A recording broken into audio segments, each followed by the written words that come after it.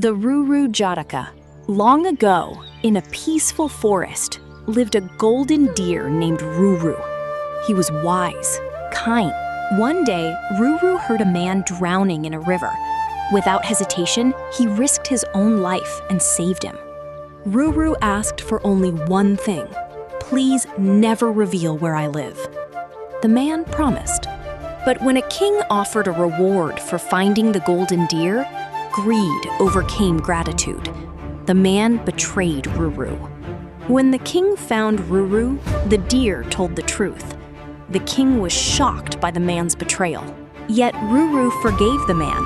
Moved by his kindness, the king protected all animals in the kingdom. But the story of the golden deer is much more than a simple moral tale. For over 2,000 years, this story has been told across South Asia, carved into stone monuments, painted on cave walls, and preserved in Buddhist texts. Known as the Ruru Jataka, it is one of the most famous stories from the previous lives of the Buddha. The Ruru deer story belongs to a large collection known as the Jataka tales. In Buddhist tradition, these stories describe the previous births of the Buddha before he attained enlightenment as Gautama Buddha. According to Buddhist belief, the future Buddha was reborn countless times as kings, sages, merchants, animals, and even celestial beings. In each life, he cultivated virtues such as compassion, generosity, wisdom, patience, and self-sacrifice. The word Jataka literally means birth story.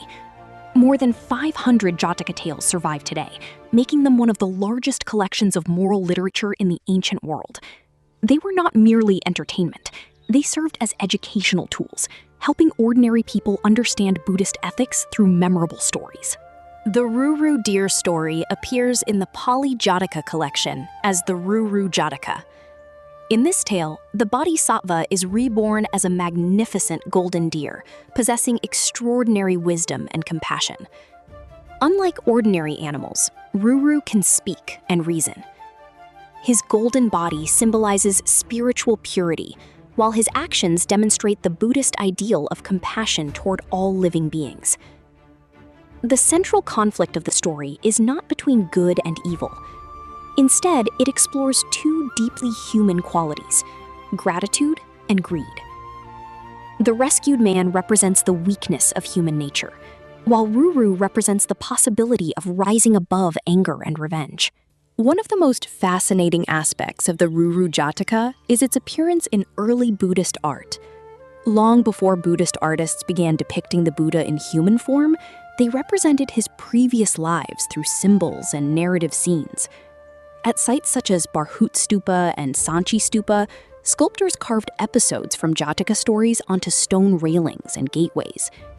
These relief sculptures served as visual storytelling devices for pilgrims. Many visitors could not read sacred texts, so stories were communicated through images. A single panel might show several moments from the same narrative, allowing viewers to follow the story as they moved around the monument. Such carvings represent some of the earliest narrative art traditions in South Asia. The choice of a deer as the Bodhisattva is not accidental. Across Indian traditions, deer symbolize gentleness, innocence, and spiritual sensitivity. In Buddhism, the deer became especially significant because the Buddha delivered his first sermon in the deer park at Sarnath.